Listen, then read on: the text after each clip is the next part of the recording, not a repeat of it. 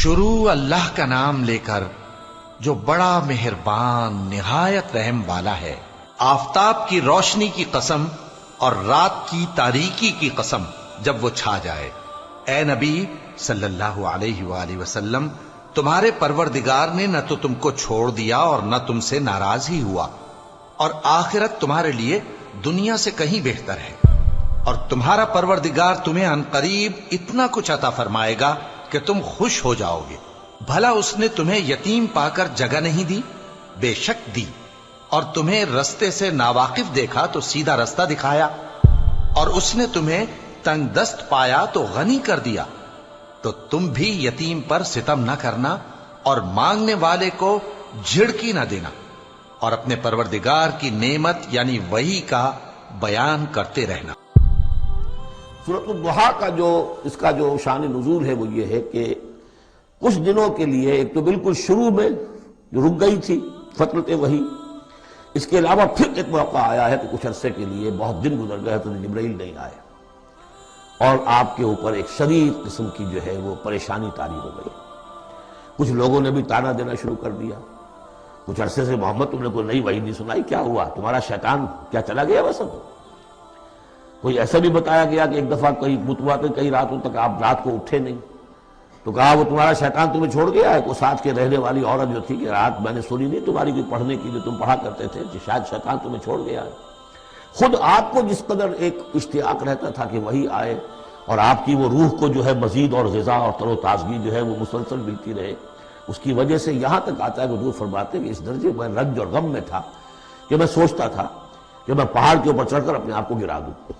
بربنائے تب بشری، اس درجے حضور کے اوپر جو ہے یہ شاخ گزر رہا تھا کہ وہی کیسے بند ہو گئی، اور اس میں یہ بھی تھا کہ اللہ ناراض تو نہیں ہو گیا، کیا مجھ سے کوئی خطا تو ایسی نہیں ہو گئی، یہ سبب کیا ہوا ہے؟ یہ ہے وہ کیفیت کہ جس کے اندر یہ آیتیں نازل ہو رہی ہیں۔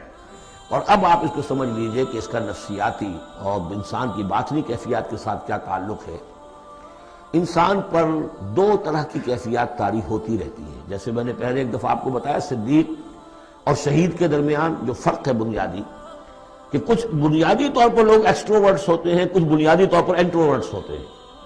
ایکسٹروورٹس کھیل کود بھاگ دوڑ، لوگوں سے ملنا جلنا، گفتگو ہے، اسے دھکا دے دیا اس سے مذاق کر لیا، اسی میں وہ خوش رہتے ہیں، بڑے مگن رہتے ہیں، تنہائی انہیں کانٹ کھانے کو دوڑتی ہے۔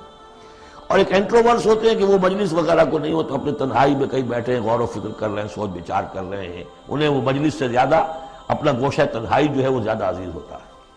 تو یہ دو مزاج اللہ نے بنائے ہیں۔ اسی طرح ہر انسان کے اوپر آلٹرنیٹلی کچھ کیفیات آتی ہیں جس کو ہم کہتے ہیں میرا موڈ آف ہے، ایک طرح کا قبض سا ہو جاتا ہے طبیعت میں بندش سی ہوتی ہے، کسی وقت اسی شخص کے اندر پھر انشراح سا ہو جاتا ہے، پھر ہنسنے بولنے کو جی چاہتا ہے، گفتگو کرنے کو جی چاہتا ہے۔ تو یہ کیفیت جب انسان کی روحانی زندگی سے متعلق ہو جائے تو اس کو پھر صوفیہ نے نام دیا قبض اور بسط۔ کبھی طبیعت میں انشراح ہے، انبساط ہے، طبیعت جو ہے وہ آبادہ ہے، ہر چیز میں روشنی کا پہلو آدمی دیکھ رہا ہے، ہر چیز کے اندر آپ کو معلوم ہے ایک تاریک رخ بھی ہوتا ہے کسی معاملے کا اور روشن رخ بھی ہوتا ہے، اس وقت انسان روشن رخ کو دیکھتا ہے۔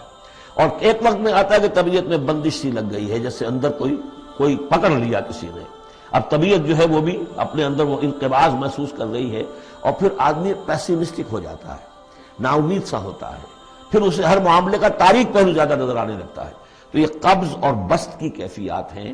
جب کبھی قبض کی کیفیت ہو، قاضی ثناء اللہ پانی پتی رحمۃ اللہ علیہ نے تفسیر مظہری میں لکھا ہے کہ قبض کی کیفیت میں اس صورت کا پڑھنا تریاق ہے، جس طرح حضور صلی اللہ علیہ وسلم کے لیے گویا کہ اس وقت جو وحی کا بند ہو جانا تھا وہ گویا کہ ایک طرح کے انقباض اور قبض کی کیفیت پیدا ہوئی تھی، اس میں اب اللہ تعالیٰ فرما رہے ہیں والضحیٰ، قسم ہے دن کے دھوپ چڑھنے کے وقت کی، واللیل اذا سجا، اور قسم ہے رات کی جبکہ وہ چھا جائے یا ساکن ہو جائے، سجا کے دونوں معنی ہے سکون۔ اب دیکھیے ان دونوں کو کیوں لائے؟ اس لیے کہ صبح ہے، حرکت ہے، برکت ہے، چلنا ہے، دوڑنا ہے، ہر شخص جا رہا ہے، ادھر جا رہا ہے ادھر جا رہا ہے، رات کو سکون ہو گیا، تاریکی چھا گئی اور شور ہنگامہ ختم ہو گیا۔ لیکن یہ رات اور دن دونوں ضروری ہیں انسان کے لیے، یہاں کا نظام چلانے کے لیے۔ اگر رات ہی رات ہوتی تب بھی یہ دنیا نہ چلتی، اور دن ہی دن ہوتا تب بھی نہ چلتا۔ تو رات بھی ضروری ہے. اسی طریقے سے نفس انسانی کے لیے کبھی کبھی قبض کا وقفہ بھی ضروری ہے.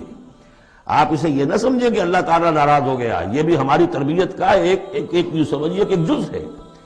ما ودعک ربک وما قلی، آپ کے رب نے آپ کو رخصت نہیں کیا ہے، نہ ہی وہ آپ سے ناراض ہوا ہے.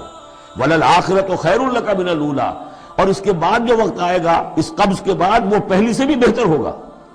اور میں حیران ہوتا ہوں کہ کیسے غالب نے وہ بات کہی ہے کہ جو بالکل ترجمانی ہے اس کی، رکتی ہے میری طبع تو ہوتی ہے رواں اور. یعنی یہ کہ جب میری طبیعت کے اوپر کبھی کبھی رکاوٹ سی آ جاتی ہے، اب شعر جو ہے اچھے نازل نہیں ہو رہے، لیکن جب وہ رکاوٹ سے میں نکلتا ہوں، اس قبض سے نکلتا ہوں، رکتی ہے میری طبع تو ہوتی ہے رواں اور. اس لیے کہ اس قبض کے بعد جب مرحلہ آتا ہے انبساط کا اور انشراح کا، تو وہ ایک قدم آگے ہوتا ہے آدمی، اس پہلی کیفیت سے ایک درجہ جو ہے اس کا بڑھ چکا ہوتا ہے.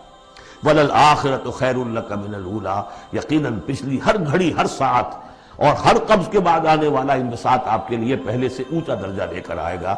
وَلَسَوْفَ يُعْطِيكَ رَبُّكَ فَتَرْضَىٰ، ان قریب آپ کا رب آپ کو اتنا کچھ دے گا، اتنا کچھ دے گا، آپ کی محنتوں کے وہ نتائج سامنے آئیں گے کہ آپ راضی ہو جائیں گے. اب دیکھیے پچھلی صورت ختم ہوئی تھی وَلَسَوْفَ يَرْضَىٰ، یہاں ہے وَلَسَوْفَ يُعْطِيكَ رَبُّكَ فَتَرْضَىٰ، صرف ضمیر کا فرق ہے. کیونکہ صدیق پر وحی نہیں آتی، براہ راست خطاب نہیں کیا جا سکتا، وہاں وہ صیغہ جو ہے وہ غائب کا ہے، وَلَسَوْفَ يَرْضَىٰ. اور چونکہ نبی وہ ہے جس پر وحی آ رہی ہے، براہ راست مخاطب ہے، تو وَلَسَوْفَ يُعْطِيكَ رَبُّكَ فَتَرْضَىٰ، آپ کا رب اتنا کچھ دے گا کہ آپ راضی ہو جائیں گے. اب یہ کہ اسی قبض کی حالت میں پھر اللہ تعالیٰ اپنے احسان جتا رہا ہے، اور یہ بہترین ہے. کبھی طبیعت پر ڈپریشن ہو اس طرح کی اور قبض کی کیفیت ہو تو آدمی یاد کرے کس کس مرحلے پر اللہ نے میری دستگیری فرمائی، کن کن مراحل پر اللہ تعالیٰ نے مجھے مشکلات سے نکالا، اس سے وہ حوصلہ بڑھتا ہے. اور اس کو بھی سمجھیے کہ اسی انداز میں الم یجد کا یتیما فآویٰ، یہ سیرت النبی کے بڑے اہم حصے ہیں جو اس میں آ گئے ہیں. آپ کی پیدائش یتیمی ہوئے، پوسٹیومس چائلڈ، باپ تو پہلے فوت ہو چکا ہے، دادا ہے 2 سال کی عمر میں وہ بھی گئے، پھر 6 سال کی عمر نہیں 6 سال کی عمر میں والدہ گئی، 8 سال کی عمر میں دادا گئے. اور وہ یعنی جو آپ نے دیکھا ہے ابتدائی زمانہ زندگی کا، تو وہ یتیم ہی تھا. الم یجد کا یتیما فآویٰ، کیا اس نے اے محمد آپ کو نہ پایا کہ آپ یتیم تھے، پھر پناہ دی، آپ کے لیے بندوبست کیا، دادا کے دل میں جو شفقت ڈالی، پھر آپ کے تایا زبیر کے دل میں جو شفقت ڈالی. بدقسمتی سے ہماری تاریخ میں چونکہ بہت زیادہ عمل دخل رہا اہل تشیع کا، تو عبد المطلب کے بعد فوراً ابو طالب کا نام آتا ہے، حالانکہ یہ غلط ہے تاریخی اعتبار سے. عبد المطلب کے بعد کافی عرصے تک زبیر جو آپ کے تایا تھے وہ سرپرست تھے، پھر ان کے انتقال کے بعد ابو طالب کا معاملہ آیا، لیکن ان کو بیچ میں سے غائب کر دیا گیا ہے. بہرحال اللہ تعالیٰ جو بھی کسی کے دل میں ڈالتا ہے، آخر ابو طالب کے دل میں محبت ڈالی تو کس نے ڈالی؟ وہ ہم پڑھ چکے ہیں سورہ طٰہٰ میں، وَأَلْقَيْتُ عَلَيْكَ مَحَبَّةً مِّنِّي. حضرت موسیٰ علیہ السلام کی موہنی صورت کے اوپر اللہ تعالیٰ فرماتے ہیں ہم نے اپنی محبت کا پرتو ڈال دیا کہ تمہیں دیکھنے کے بعد وہ قتل کرنے کے ارادے سے باز رہ گئے، ان کے ہاتھ شل ہو گئے. ایسی موہنی صورت، اسے قتل کرنا. وَأَلْقَيْتُ عَلَيْكَ مَحَبَّةً مِّنِّي وَلِتُصْنَعَ عَلَىٰ عَيْنِي، یہ ہوا ہے. تو فرمایا الم یجد کا یتیما فآویٰ ووجدک ضالا فہدیٰ. اور پھر جب آپ شعور کی پختگی کو پہنچے اور غور و فکر کا مرحلہ آیا، حقائق میں انسان کو سوچ بچار کا مرحلہ آیا، اور آپ کو دیکھا کہ آپ تلاش حقیقت میں سرگرداں ہیں، تو ہدایت دی. وہ آگے آ جائے گا، بہت قریب پہنچ گئے ہم. اقرأ بسم ربک الذی خلق میں مرحلہ جب آئے گا.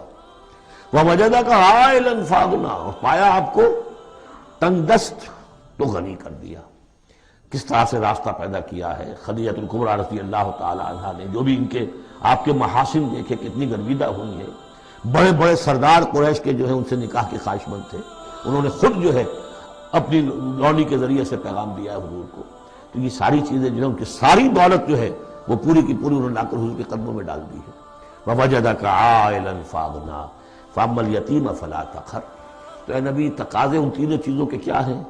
ہم نے آپ کو یتیم پایا، پناہ دی، اب آپ بھی یتیم کی سرپرستی کیجئے.